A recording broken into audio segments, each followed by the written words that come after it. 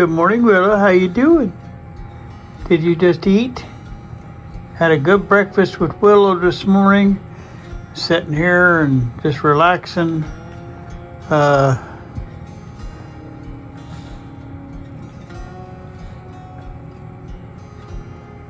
Enjoying a good morning. We're getting ready to go work in the room in there. We got a radio we're working on today that's has nothing to do with the YouTube channel. This is a Facebook radio, and it's a kind of expensive radio, Zenith 835, and we're going to try to finish it up today. We've been working on it on Facebook, and we got a lot done on that radio. It's come a long way, and I don't know how he's going to get the cabinet fixed, because he's going to get the cabinet fixed by somebody that knows a little bit better than me. He asked me to do the cabinet, and I told him I wasn't good enough to do a cabinet that good, so he's probably going to send it off to somebody like Fred Taylor or somebody like that. But I will have the chassis up and running for him here, and I did a little extra care on it because it's such a nice radio. But anyway, Will just hanging out with me this morning, and we just had breakfast, and just sitting here reading my Bible this morning. I try to read a little bit every morning, and hopefully we'll win on that radio today too. Thank you guys for watching. Willow, tell them thank you for watching. Will you tell them? Tell them. Can you say thank you? Say thank you. Mm-hmm. All right, bye-bye. Hi, and welcome to Radio Hound's Tube Radio Restorations for Beginners. This is John from Indiana, and this video that we're going to do, we're going to be trying to finish up the Zenith that we've been working on all along in this first series. And it just has a few more little things to wrap up, and that way we can write this one off as being done until we start working on the cabinet of it in the spring. It's just got a few little loose ends that we're going to clean up, and then maybe address any issues that some people may have asked or whatever. I also have a couple little ditties I want to put in there of things about somebody that gave us something a little bit nice here, and I was just going to share it with you, so I'll add that in too on this one. All right, thank you for watching today. I hope you enjoy this. Well, welcome to this week's video. I don't know how many observant people we have out there, but on the last video we had on this radio, we talked about doing the final video. This is going to be our final video on this Zenith radio that we've been working on. But anybody that was real observant probably noticed something. I didn't get any comments on it, but I was just wanting to see if I did. But what was not working on this radio? We got all the radio itself working, and we got where we can hear our radio station and everything real good. But what is not working on this radio? Well, what's not working is the dial lights. When we turned that on, our dial lights did not come on. And remember, I rewired that whole thing. So we're going to have to check our wiring on that today. I have a lot of loose ends we got to tie up, and that is one of them. I noticed that one when I powered it up last week, that we had no dial light. And more than likely, there's not a good return connection on this, and that's what we got to figure out what's going on with it. What we're going to do is try to find out why, and more than likely it's a grounding issue, just like our other grounding issue we had with our radio station. All right, so we're going to try to figure that out, and then I got a few more little things to do. We're going to try to get these guys reinstalled here today, and then we're going to double check. I won't do this on camera, but I'm going to double check our alignment after these get reinstalled, because sometimes that'll throw you off a little bit. Matter of fact, I should have probably done my alignment with those on, but that's fine. But I'll make sure that gets double checked. You really need to have them installed when you're doing your alignment, because that sometimes they'll throw that off. And I want to make one little correction. I was when I was troubleshooting down through there, I pointed at a section down there and I called it the oscillator section. And actually, it was an RF switching section there. And I knew what it was. I just said it wrong. And the oscillator is on down below on the schematic. Let me see if I can find my schematic and I'll show you. Okay. And trying to find my pointer and my glasses. It really sucks getting old. All right, I pointed at this section right here that I thought might be part of the problem, but really your oscillator section is down in here, and this is RF switching here. So I just said that wrong. I want to make sure I cleared that up. All right, so what we're going to do is we're going to try to figure out what's going on with these dial lights. That's the first step. So I'll be right with you here in a minute. Okay, kind of show you the steps I've taken here. I took the light bulbs out of the front up here, and I put my multimeter there, and I tested. I do not have the 6.3 volts coming there. Now, how these lights work is you just have one wire coming in the back right here. And if you got one wire coming in the back right here, that means that you're grounding through the frame of this into this right here. Remember, we changed this faceplate out. So I'm going to try to find out why we're not getting the ground right. And so I went back over here next, and I connected my multimeter on to where those wires come out, and I've got 6.3 volts going in right here. As you can see on the multimeter, I have my 6.3 volts right there. So that means I've got voltage going there, and I've got so on these wires, the positive side of this that's going out to these wires is right. So that means the ground is not going right. So we're going to test next. When I come back, I'll show you how I test for that to see why I don't have a ground. And then we'll have to figure out where we don't have a ground. All right. All right, we got the dial lights working. I have a bad grounding issue that was right inside these sockets. I didn't get them cleaned good enough, and it wouldn't ground into this plate that we had changed out. So I cleaned all the connection points, and now we got 6.3 volts going to there. So that problem is fixed. So we can call that one done. And then we'll go on to our next problem. I have these little spots that we did where we derusted that, and that's bare metal right there. So we're going to put a little touch of paint on that. It's not going to be exact color, but I'm going to try to match it somewhat, and that'll be our next thing we're going to do. Before I get into the painting portion of this, I wanted to hear how good this thing sounds now. See our nice little dial lights shining? Can we have some fun with this one, Randy? Go for it. This thing's got all kind of volume now. Because I think, talking about fees is, sometimes it makes people uncomfortable. And it's right on let's get past that. Right on the dial where it should be. I'm talking about the system. So let's calm down. I know Chip's a great guy. I know he's a great guy. I'm sorry that I'm going to have to talk about Chip for a second. Anyway, so we're getting real close to having this thing wrapped up. You guys know the kidnapping, right, where people start to build relationships with their got this nice little radio here. I'm going to try to keep an eye out for one of these so we can replace that out. Get the one with two good buttons on it, and we can clean it up a little bit better. That's why I didn't spend a lot of time cleaning that, because I'm going to replace it. But by the time we do that cabinet, I'll have my hands on one of them. All right.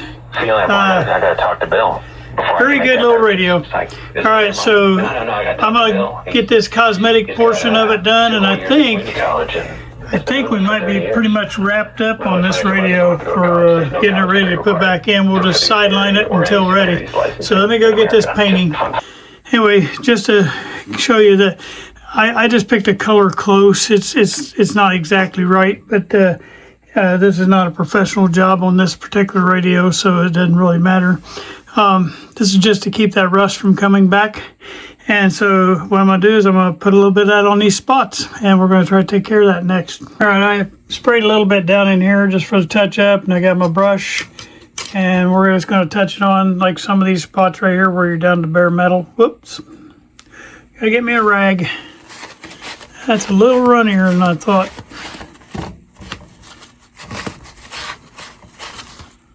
Try that again.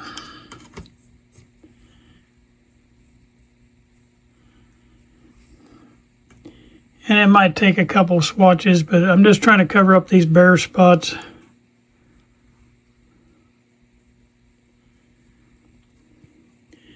At least with this color, it won't show horribly. All right, we're gonna turn this thing around. Well, I gotta unplug the speaker. Sorry about that, I hit the button, didn't mean to. Anyway, I'm just gonna try to cover this up a little bit. That is pretty bright gold. I didn't realize how different that was. But we're gonna get a coat on. If I find a better color later, I'll put another coat of the right color. This will at least seal it. And that's what we want to do.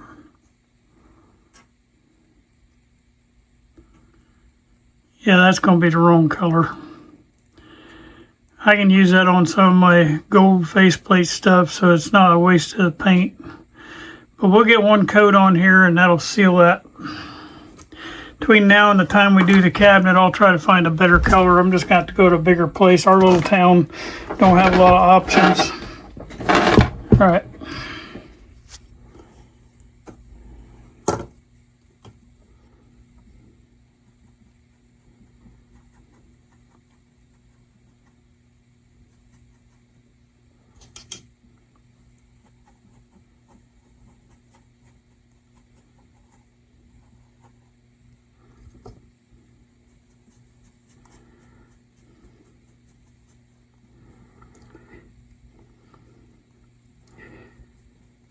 I know there's a right color for this because I've had it before. I just can't remember what it is, and I know we don't have it, and I didn't want to drive to the big town. So I just got something to just get it sealed up. That way, between now and when I do find the right color, it'll at least be where it won't re-rust.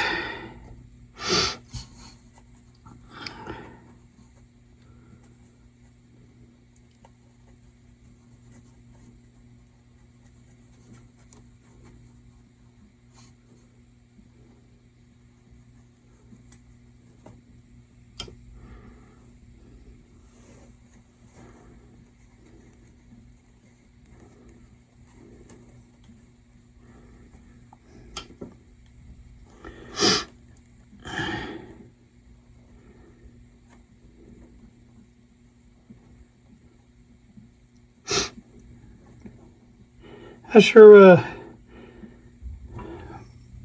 when I use my weird terminology and stuff, I'm doing it on purpose. I ain't gonna lie to you. On my last video that I had for the Timeout Tuesday, I know I took a little bit of flack for using C for current. But to me, if you got somebody starting out and you throw I at them, for me it was real confusing in the beginning, and it's only because I'm not college trained, and I get it. But to me, I wanted to just go ahead and teach the math part, and then I'm going to have a whole thing on the Ohm's law and teaching the actual terms for it. I will do that for those of you that think that I don't know it. I do know it, I just don't use it. And it's just me. I'm being a rebel. But I promise you, I will make sure that everybody here that's following along, that's not dealt with this before, knows what's right. That, you use the right term for that. We're going to put a second coat on this.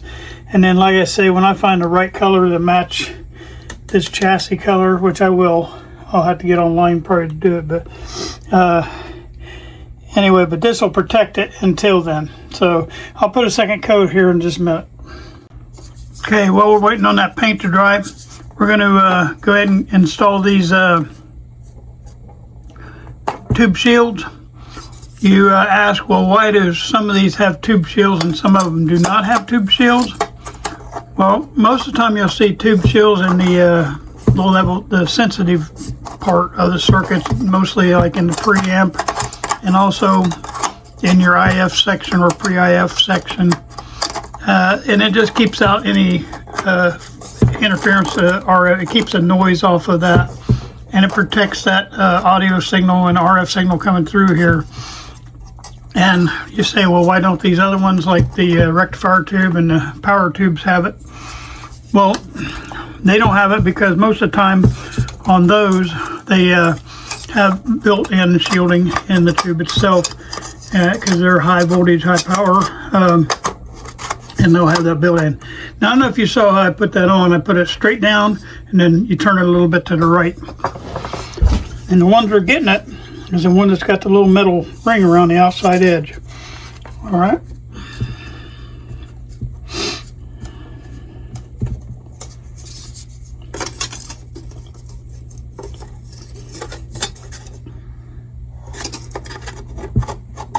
You just go over the edge of that metal cap there and then turn it to the right. It'll twist right on. We got one more to get on.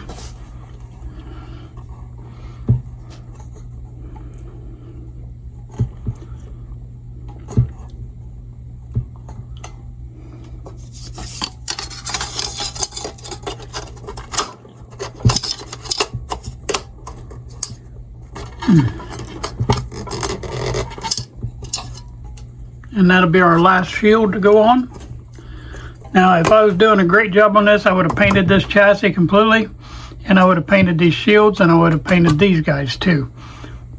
But like I say, this radio, it's going to sound good, and we're going to make the cabinet look good.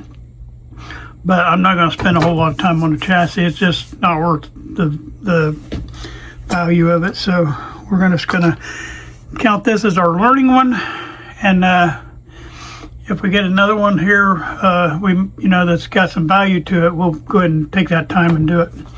All right, I'm waiting on the paint to dry here a little bit. I missed a little bit of the edge of that one, and we're going to put a second coat on. Like I say, don't judge me on the color right now because it's not the right color. I will get somewhat closer somehow, but right now I'm just getting some paint on it, so it'll be safe until we get back to it. All right, I'll be back in a minute. The final thing that I'm going to take care of on this, and we're going to call this a wrap then, is back in here. I don't know if you guys remember this. This viewer remembered it, and I forgot about it. Is I put a 4-terminal strip back here when I put in the electrolytic, and it has a 4th terminal that's right back behind this coil. And that's where this connection should have gone. That way I can get rid of this terminal strip right here, right? I did not drill a hole in this chassis. I just used one of these existing holes, so it's not a big deal. So I'm just going to move it back there and put it where I had planned on it originally, because I mentioned that in the first video. When I put this, I put a 4-lug terminal strip, so I'd have a lug right there to hook this onto, so I didn't have a bunch of stuff sitting out here. Now it kind of gets it back away from this coil a little bit more too. So it's a win-win. I'm going to do that here real quick. All right, first thing I'm going to do is I'm going to desolder this terminal strip right here and back up just a little bit. All right, and that'll be our first step of this, is trying to get this off of here, and then I'll just recut that red wire. So we're going to get this pulled off and cleaned up a little bit. This is our hot wire. And then I'm just going to cut this one, and we'll just retrim that new spot there. So we're going to take this out, or fuse wire out, and re-strip it.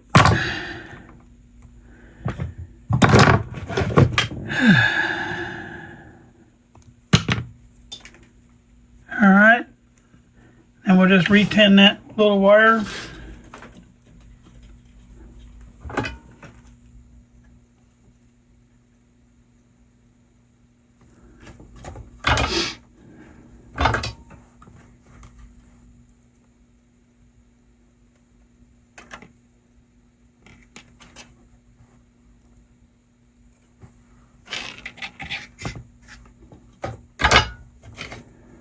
Okay, so we got both of those tinned, and now I just got to get it back here on the terminal strip.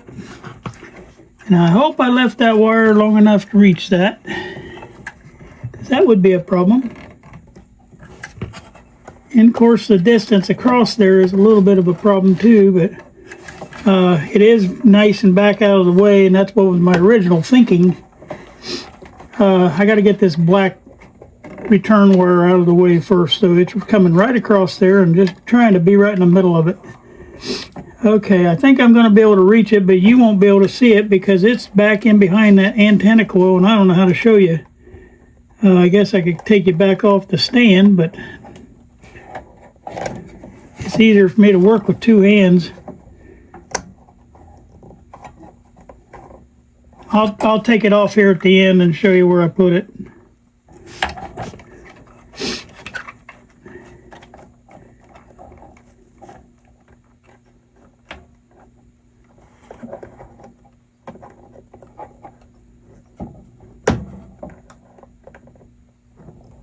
And I'm glad for the viewer that reminded me about this, because this is what I really wanted, and I just forgot about doing it because it was so many videos ago.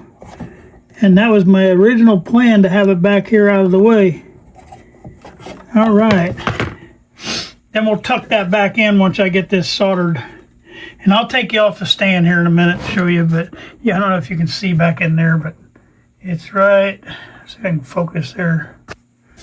Again, up on that speaker. That little terminal strip is sitting right back there. Yeah, you can see. If I get this little wire right here out of your way. Okay, so I'm going in here with the soldering gun.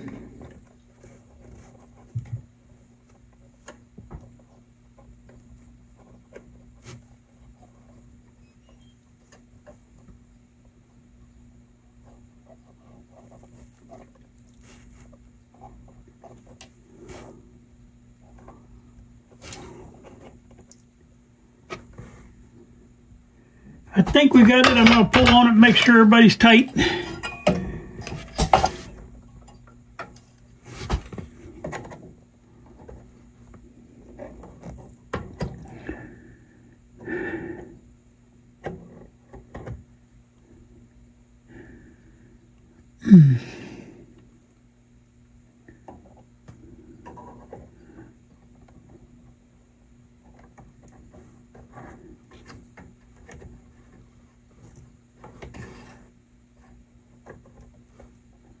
Trying to find the best place to keep that wire, because I don't want it interfering with some of those connections, because audio does pass by there. So yeah, it looks like we're good there. Now I'm just going to tuck this where I really wanted it in the first place, is right in there.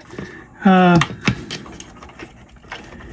our fuse is easy to get to there, right there. Oh, you're not in the picture. Our fuse is easy to get to right there, and that was part of the plan. Now we can take this back off. And we can get that terminal strip, and that will give us another terminal strip to use somewhere else. And thank you once again for pointing that out to me. I really appreciate it. It's not a major thing. It could have stayed right there where it was. It wouldn't have hurt a thing. But why do that when you've already made a spot for it, and it puts it a little bit further away from that antenna coil? To me, it's a win all the way around. So, okay, almost got that out of the way, and there we go.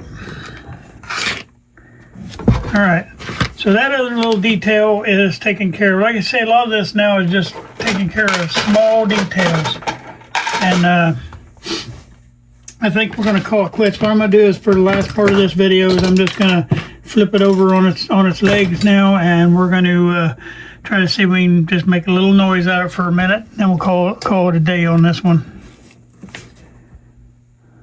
Our passion is taxes and helping individuals fix their IRS problems. We have over 1,000 5-star reviews on Google and an A+ with the Better Business Bureau. You don't need to be afraid of the IRS any longer. End your tax nightmare today by visiting us online. Anyway, there's I don't get a lot of stations, but I think that I'm not sure where that one is. I think that's over around Marion. And then my loud one's this one. Is now Trump's One Big Beautiful Bill Act got passed, and it made... All right, there's that one. And then sometimes this time of day I don't get it very good, but down here I got the ESPN. You can just barely hear it right now. I don't really get a lot of stuff down on the low end here in this area, but it's showing that it's very responsive. And that's the win part, is that we're going to have, when we get this thing hooked up to that magnet antenna, we're going to pick up all kind of stuff. It'll help. That magnet antenna will help a lot. Right now I'm still bypassing that, making it think it's got a magnet antenna, and just using the long wire. So, but anyway, I hope you enjoyed this series and learned a little something. Years old, let's just say, and you have 4 or 5 you can see what that speaker's capable of handling now. That speaker's got all kind of power to it. And I haven't played around with any of the switching and stuff, but I'm gonna wait till we get in the cabinet for that.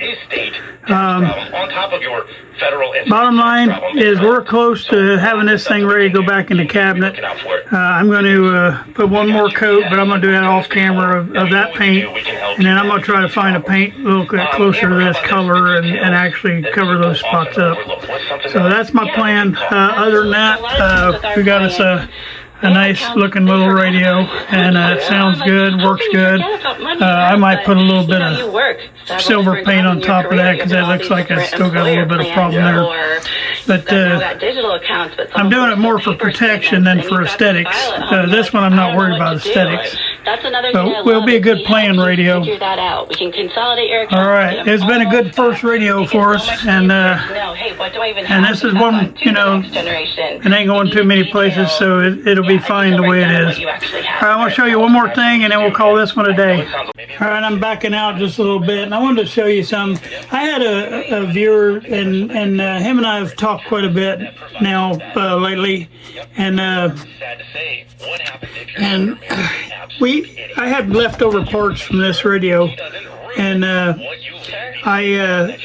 me turn this down just a little bit more. I'm letting it run for a little bit just to make sure everything's okay. Anyway, I had a few parts left over from this radio when we did that tuning dial, and I don't personally, need them, and it's no skin off my tail. And so he had one that somebody had cannibalized parts off of, and they had soldered it together to make it to where it would work. But I told him, I said, I've got those parts, and I'll get them to you. And so I sent those parts over to him, and he got them, and I think they're going to work for him. He got everything all desoldered and taken apart, and he's got all the parts that I sent him cleaned up, and he's getting ready to put that into his radio. And he's got that 8S661 that he's working on. It's similar chassis as this one. Anyway, that being said, he, in kindness, because I sent him that, sent me back this, and I just wanted you to see it. This is really cool. I haven't read the book on it. I'll tell you right now. His name is Steven, I think, but I haven't read the book on it yet. But I've been playing around with it. I think this was made for circuit boards. Both of these are magnetic. You can just move them wherever you need to move them, and like you would be able to stick a circuit board in here. What you do is push down on that, it opens that up, and it just pressure releases onto that whatever you're holding. Now I've been thinking on it, and here's the box for that if you guys need to see it. It's like a helping hand, but it's a cooler one because it's a lot easier to use than them little clips. But anyway, I was blown away that he sent that. Now I want to say this to you guys: if I give you something, don't feel obligated to give me something back. I want to make sure you know that. Now I'm very appreciative. Don't get me wrong, Stephen. I was blown away when you sent that, but I wasn't expecting that. When I send something to you, I don't expect something in return. We're all just helping each other out, and that's what I want it to be like. I might need something, and you have to send me something. I mean, this is just the way it works. And I always said friends are people who do things for each other but don't keep track.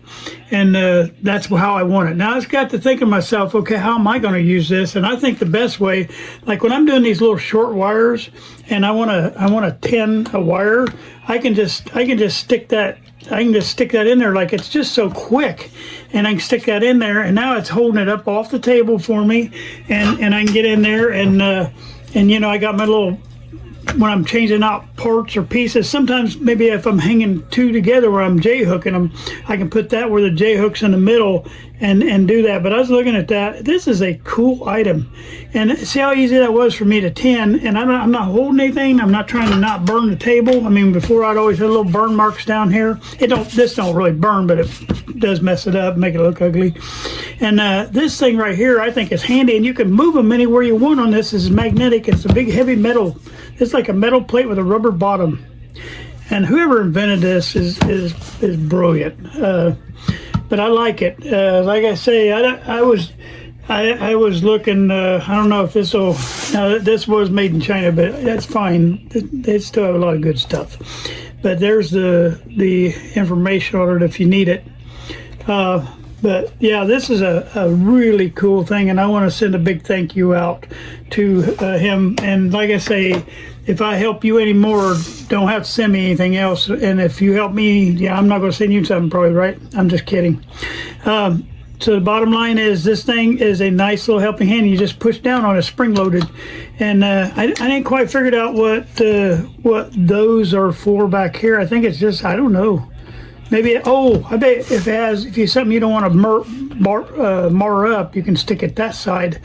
But like wire can go on this side, and maybe your circuit board goes on this side. Yeah, that way it don't booger it up, because these are rubber coated.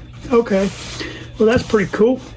But I just like it. I think that's how I'm going to use it. I'm going to use it just to do my tinning on these little short wires that I'm doing, and it'll help me when I'm replacing wire in there. And if I think of something else to use it for, I will, because this is going to be right nearby where I can grab it because I like it.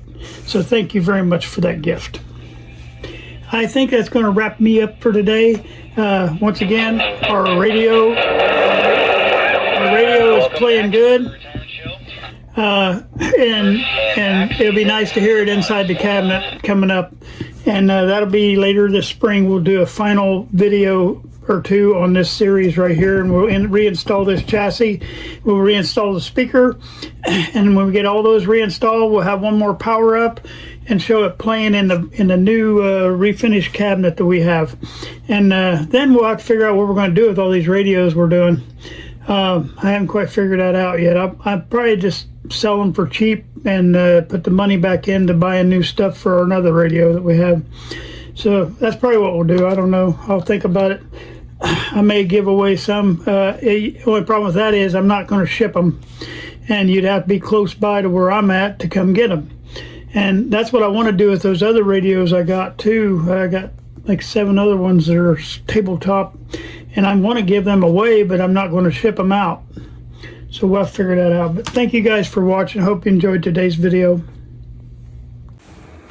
Hello. Well, I hope you enjoyed what we did so far on this Zenith, and I hope that you learned something a little bit along the way. I know I messed up the schematic portion of it, but I will redo that series later on. All right. I thank you guys for watching. Make sure you like and subscribe. Tell your friends and neighbors about us, and share. I appreciate it. Thank you for watching today.